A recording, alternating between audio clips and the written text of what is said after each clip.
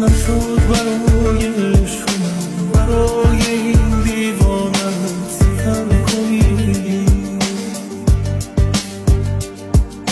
نشد یه بار به حال من، به حال این ویرانه نظر کنی. نشد بیایی آبدم، نشد برای عاشقم خطر کنی.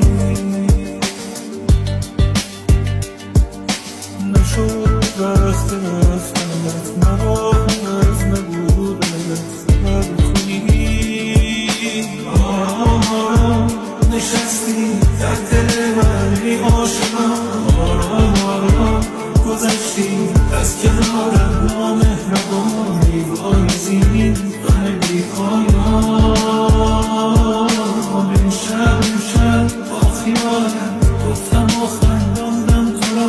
امشب مثل هر شب در خیابانم، پس چرا ماندم و ابر بی باران.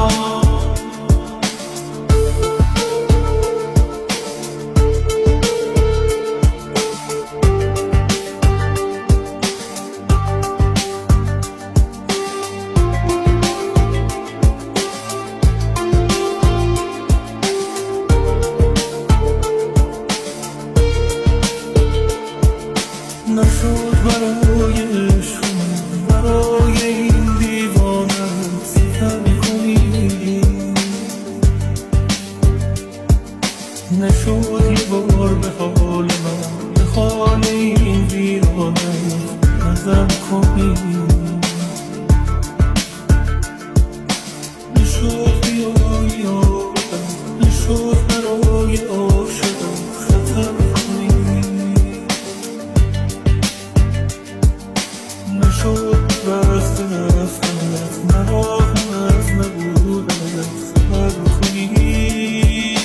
آرام آرام نشستی در دل من ای عاشقم، آرام آرام گذشتی از کنارم نامهربانی. پاییزی غم بی پایان، امشب با خیالم گفتم و خنداندم تو را.